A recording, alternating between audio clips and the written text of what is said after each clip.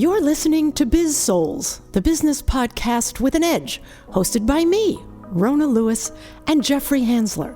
Tune in for perspectives and discoveries about the changing world of business.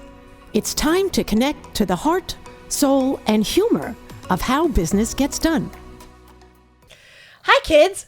It's time for another fantastic podcast with us. Welcome to Biz-Souls. I'm Rona Lewis. I'm Jeffrey Hansler. I'm drunk. No, I'm not. I'm just kidding. Wait, there's no alcohol involved. That's Actually, there is no alcohol involved. It's just it's Mercury retrograde went out that's with a bang. That's what I keep telling him. Anyway, we get to the heart and soul of business and the people that make it happen. And I'm practicing. That's right. That's what we're talking about. That's what we're talking about. Well, we just had a great interview with Dr. Dan. Dr. Dan? And Shapiro. Dr. Dan came over. He came over to the studio. He did. The Biz-Souls studio. Yeah. He's an adorable, like he would be what my son would look like if I had kids. Yeah, he did, like dark hair with the. Oh yeah. He looked like Hercules, the original that's what he's Hercules. What he the did heck was with that his beard. name? Steve Reeves. Steve Reeves. Yeah. He was great. Anyway, he was like 12. He's like he's a genius evidently because he's 12 and a veterinarian. So exactly. He's a little older and my now. camera's not working, so you're going to see a lot of Rona on this one, and then a lot of the duo. I have no problem with that whatsoever. Unfortunately, it looks like my camera went out. The camera that's usually on me went out. Because like Mercury's retrograde. And on Dan, so I don't know what we're going to get out with Dan. It quit like halfway. So if you see us just all three, it'll work.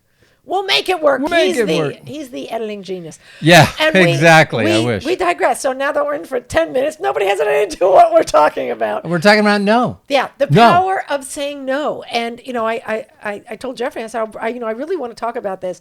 I just got finished teaching a women's leadership class. Okay.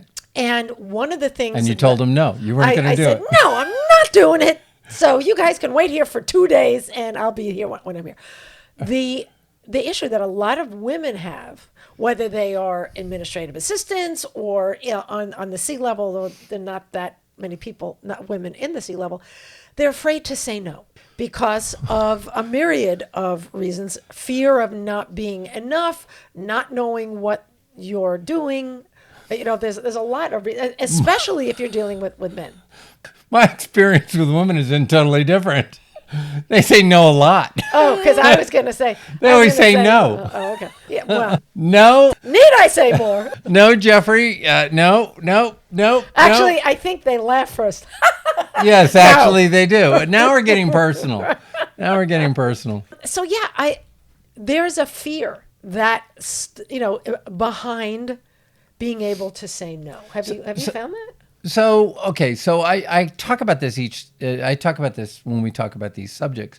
So my mom was a little different. So my mom was, she said no all the time? No. First of all, she grew up in a little tiny town, Saco, Maine. And then eventually Where? she went, Saco, Maine. Okay. Saco? Okay. Saco, Maine, a little Biddeford, actually, I think is where she was born. A little tiny town. Shout out to Biddeford and Saco. Old Orchard Beach. She used to work on that.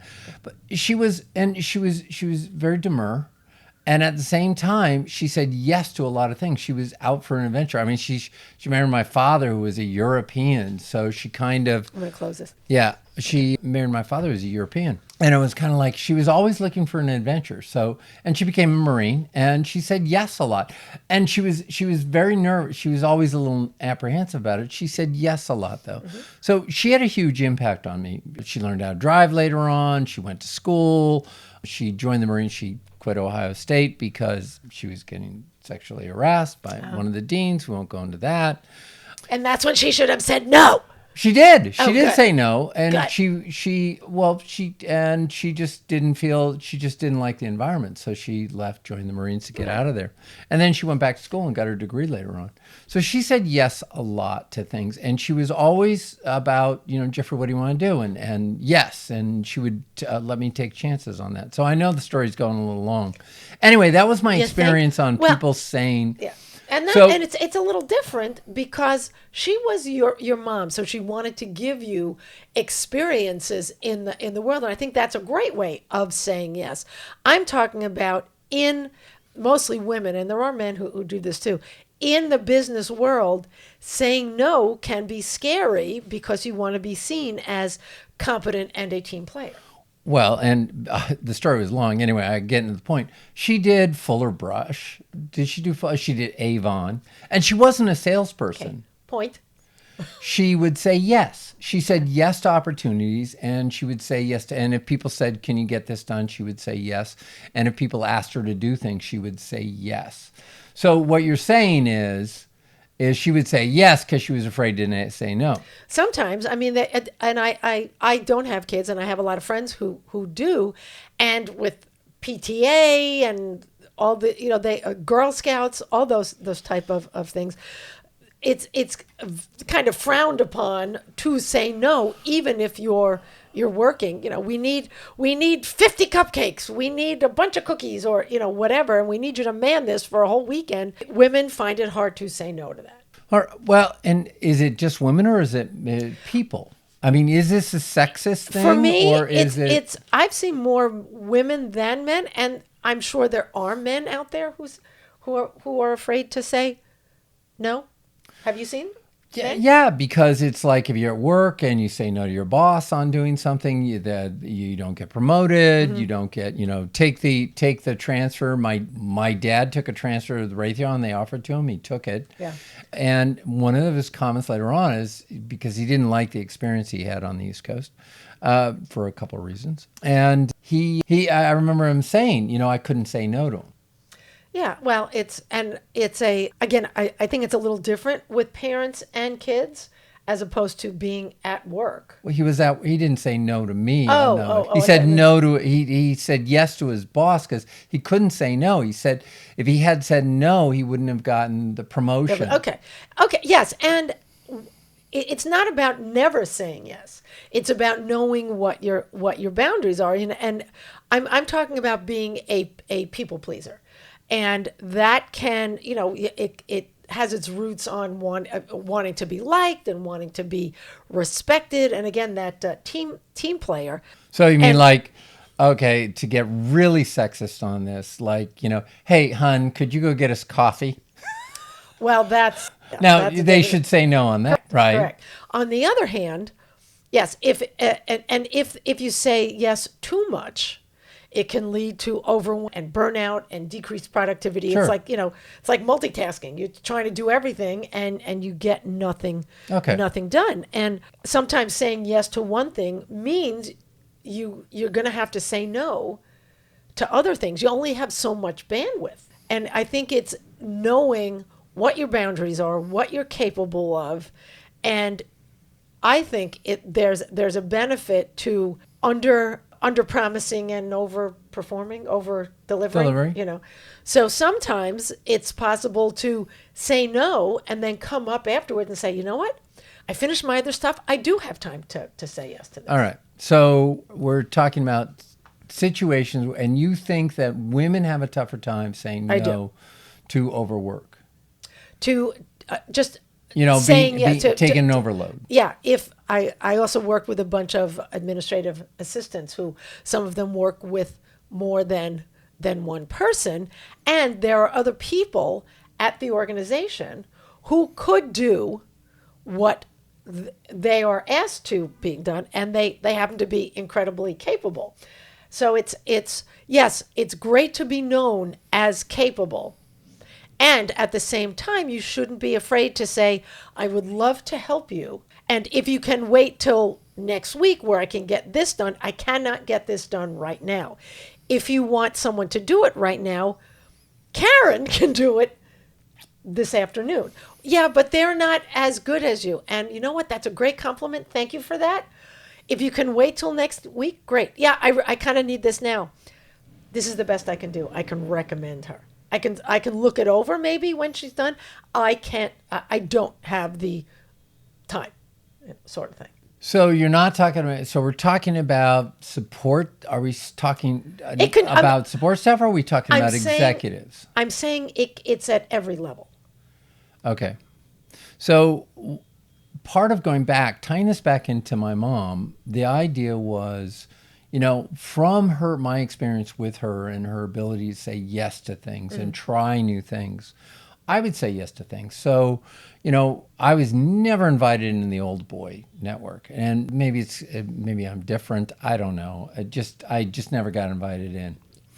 Anyway, when I would go to meetings like that, if somebody needed coffee, I'd get them coffee. I'd get them different coffee. I'd get them different things. Hanging out with me too much. Yeah, exactly. I'd go, I had no problem doing the messenger kind of stuff, no matter what. Okay. And you personally, you enjoy being useful. You like to, to. That is part of my personality. Yeah. Yeah. And I think that's great. Look, I say yes to a lot of things too. I like getting involved and helping and volunteering and things like that. So yes, there is. Dr. Dan said, "Can he come here and do it in person instead of did, Zoom?" Right. And you said yes.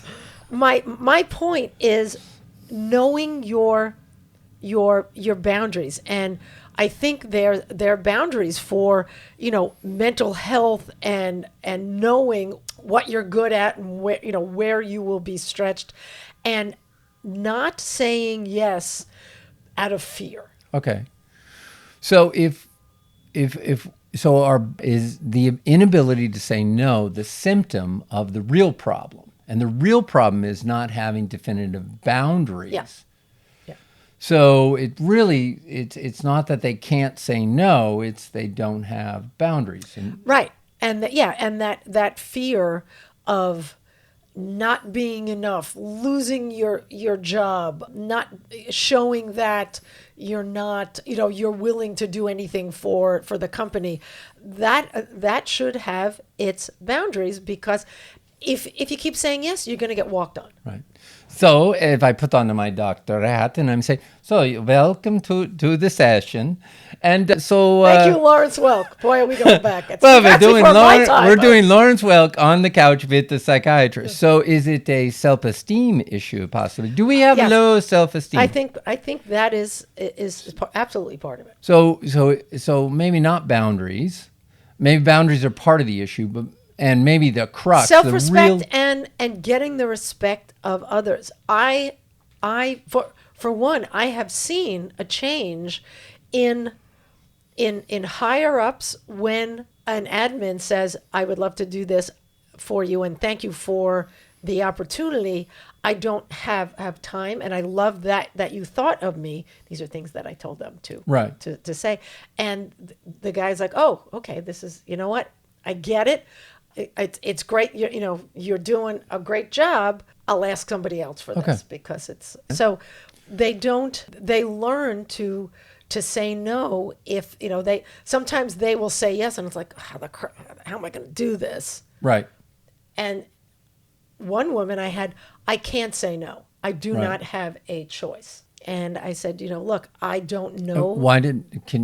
Context? Why did because he's a high D on the disc profile. Everything's and a top executive or something. Yeah, she's an executive assistant, and it's like, and she worked for more than one. It was two. I think it was two executive VPs, and it was a fairly big company. And she's like, I really needed just to work with one person. Right. And I said, I don't know your bosses. I don't know how open or willing they are to sit down and at least enable you to say, look, this is where I am coming from. Right. This is what my time limit is. And this is what I can do for you. You hired me because I am great at what I do. And my skills. If I get overwhelmed, those skills will go out the window. Right. And she was in your program for a couple of days, so you know her. Right. You got her backstory in there. So I have no context on this. Yeah. So I had to, and I asked her, can you do this? I didn't say go in because I don't know her situation. And she's like, yeah, I could probably go into a conversation. And I said, keep it positive. Tell them how much you love doing this and you want to do the best job possible. And if I don't get a chance to let you know when I'm overwhelmed and when I can't, so I need us to have a conversation so we understand what expectations make sense. Right. What's interesting is when I hear that, and again, this is why I said the no context, it's her boss that has the problem. Yes. Because her boss should have said, she's a resource for him or her. Mm-hmm. Is it him? The boss was a guy. Okay. Yeah, and he Still should, is. I think he he's should still have, alive. if he was better at his job, he would have never let her have to divide her time between the two. So it's his lack of negotiation skills Yeah. that creates this problem that she's then stuck with. And so it's kind of a trickle-down problem. Agreed. And sometimes there is pushback. Even somebody who is coming in to an organization, to even a consultant, feasibly. If you go in and want to work with somebody, you want to dig deep or whatever, and they don't have time, they should be able to say no Right. to you. Right. And even if you said, yeah, but I just need you just give me half a day, just explain to me, it's okay to say, I really can't. You need to talk to blah. Right. And there's about executive assistants, it's a male or female executive assistant. That still it's a bit of the old school kind of job. Mm-hmm. Once you get that job with somebody, they have a tendency to keep you forever because they trust you. You get to learn their things. So what happens is if you ever lose that role, it's a high risk. If you lose that role, it's hard to get in at that level right. again unless somebody else refers you to somebody, and it's so it is a high risk role in that end. So I can understand why there's fear in speaking out and why they have a tendency to let their boundaries be a little more flexible. So what do you think? So let's flip it. What do you think about the word no at the executive level? Well, yeah, you see it in the board. I mean, they get into groupthink, or everybody wants to agree with somebody, or somebody has the power seat and everybody just goes along with it. I was the one organization that's terribly dysfunctional board. People you could tell they were saying yes because they didn't want to be the odd duck out. And the group has a history of punishing anybody that didn't go along with the flow and ostracizing them or literally going after character assassination with them. Right. So no it requires courage to say. It does. Yeah. And it was really interesting. For those of you who know me, before I got into corporate many years ago, I was in the fitness and lifestyle business, and Right. I was actually working with two co-presidents of a clothing company, who's I'm not going to mention them or anything because they've since sold it. And they knew I had a business background, and everybody around them would, per your point, Right. would say, "Oh, fabulous idea! This is great," and they would ask me, and I'm like, "What are you thinking?" I said, "Do you want me to be a yes person, or do you want me to tell you what I really think?" "No, Rona, we want you to." "Yes, Rona, we want you to tell us." So, well, this, and this, and this. I don't. Maybe you need to rethink this, and what happens in this, and have you looked at it this way? And they're like, nobody else said that. Right. It's because they're, they want to keep their jobs, and you hired these people. Don't hire yes people. Right. My dad was very outspoken. If you asked his opinion, he'd tell you his opinion. And he had a certain amount of credibility with that. He was also very likable. People liked him. When I carried that into business... So you didn't take after him? No, not really. I have a tendency to be judgmental and, rough on things. Really? Yeah. So anyway, in business, when people ask my opinion, I give my opinion. Well, I found out after a while that it wasn't appreciated that way, or that, and there really were don't want times it. people said, really? The manager had asked my opinion, and I'd tell him, and people go, are you nuts? Telling him those things. So there is, within an organization, there is a lot of pressure to get along. And if somebody asks you to do something, there is pressure to say yes to it. Yeah. And that's where people get into boundaries. Now, Ray Dalio, Sure. talks about radical transparency and radical honesty, because at the top you need, especially in investments, that you need to hear people, that you need that disagreement. Now, I don't know about Elon Musk. Well, he did cray-cray. Yeah, well, I would expect that he expects people to disagree with him, and that's good. Jobs was a little insecure, so when people disagreed with him, he'd blow a gasket on things.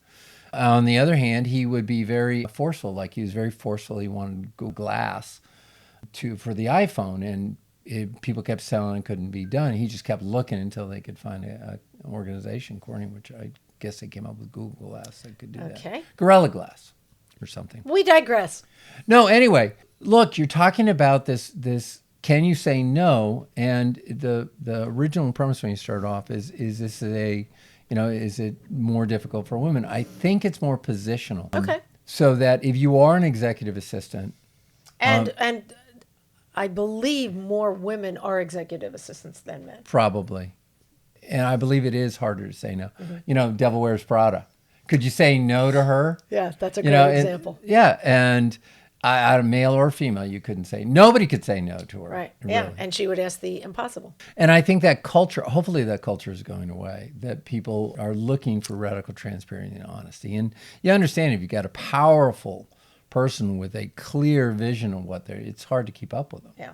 Well, and I also think that the larger company CEOs, and they have no idea what the real world is like anymore. They get so insulated with the issues that they have that they don't, and we've talked about this before, they don't get to see the great unwashed masses, way at the bottom because they're way up here.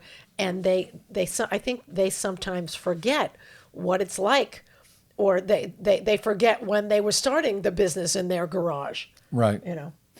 So Richard Anderson, Delta Airlines, was great at setting a culture. And so what he did is set clear values. That's how he guided the company. So clear values are, we're going to take care of the employees should be there to serve the customers as best they can. And he walked that walk. And so he helped with corporate values set boundaries on when you can say yes and when you could say no and how to do it. Oh, that's cool. So for, the story that I love telling is he gave up a seat to a military woman trying to get to her son. She only had 2-day turnaround. He gave up a seat and canceled the board meeting. Right. And because, look, our jobs take care of our customers, he was walking the talk on that. Yeah. So maybe it's also a cultural issue. Well, and that's the end thing. That's the third point / tip that I think companies have to realize, that the culture starts with the leadership. And if you want to build a culture that respects boundaries, being able to say no and stays open, you have to be more transparent, to your point, and maybe be a little more playful and open, because play is not just a thing, it's also an attitude, and you want to, it's a playful attitude. And so, it's a normal and accepted part of the workplace where you can say no, you can disagree, you can tell the person, I would love to help you and I can't. Right. Because of this, and this, or I can't do this, but I can do this, and I can do this, So it's a culture where fear is not acceptable. Right. No fear. And that should be, just like my friend Donna's company, Encompass International, has a no assholes. This should be like, if I grow Playful Mind Project, no fear. Right. That would be great. Yeah. That's a great tagline. Yeah. So if we were going to give tips for individuals and then tips for organizations to, bring this to a close. Okay. And the reason I was laughing is because I'm thinking, you're trying to help me in the gym. And so you're going through these things and you're like, put the weights down. And I'm like, no, I don't want to. I'm playing and I was having fun. So anyway, it was driving you nuts. So keep that in mind. Because he kept the weights in his hand, and you have to give yourself a rest. Otherwise, you can't do the next set because your arms are too tired. And he's like, I don't care. No. I want to do it my way. 12 years old. And then at the end, he's like hauling up with his entire body instead of doing the form. Like, case in point. Well, all right. You were better after that. All right. So tips for people then. Do you want to start off or you want me to start off? So I would say if you can't do something, if there is the slightest chance that you can say no, if the person isn't all or nothing, the word no, first of all, the word no is a complete sentence no matter what, especially, if it's something that's a little wonky. And you can say, I would love to help you. Can you wait till next week? Can you wait till I'm done with this project? I would love to help you, and I can't. What I can do is recommend this person to do it. Give them, be a little proactive and help them solve their problem as opposed to just no. Okay, good. It's an excellent point. I think it's a good foundation. So for me, it's explain the why.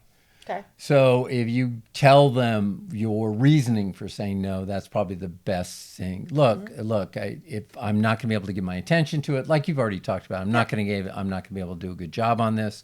I am overwhelmed on this. I'm stressed out at the moment. And I hate you, so I'm not. There, that's a good one. Yeah. I don't like you, so there. Okay. Okay. So now, or do you have another one, or do we want to move to the organizations? Let's move to the organization. Okay. I got nothing else. I've given all I can to this guy. All right.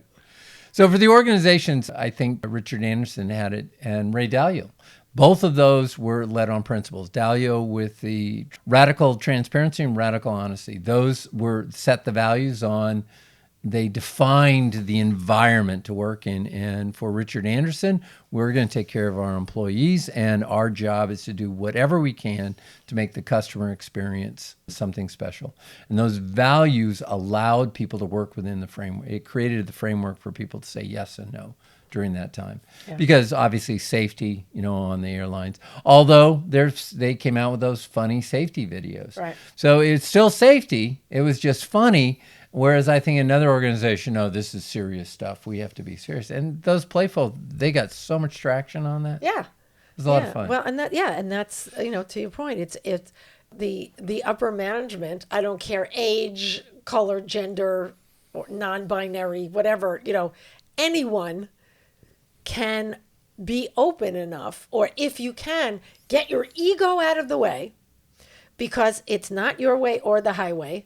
I mean, look what happened to Enron when it was their way or the highway or any of those things, where you are open to other viewpoints, allowing people to have boundaries, disagree, not have time, as long and hire people who are willing to do their job and know when their life balance is off balance. Right. Also, give your people time for life balance. Right. Right. So don't overwork them. Don't throw them in a room with no windows and no clock and say, "Oh yeah, we'll let you know when you're done." Exactly. So that's very, very good. Of course, nobody does that anymore. At least not in this country. Yeah, and riffing off my idea, hey, I think to any airline out there, you need to hire Ricky Gervais to do your safety videos for your airline. I think that would be a stitch. That would be just great. Okay. All right. Dave Chappelle. That would be another good one. That would be very good. There you go. Or the two of them sitting together talking about seatbelts. All right. That's my story. Sticking to it. All right. That is it for us. No lie. I'm Jeffrey Hansler. What? I'm Rona Lewis. I'm Jeffrey Hansler. And this has been Biz-Souls. We'll see you next time. Thank you. You've been listening to the Biz-Souls Podcast with your hosts, Rona Lewis and Jeffrey Hansler. Did you have fun? Subscribe, rate, and leave a review. It's very much appreciated. Talk to you next week.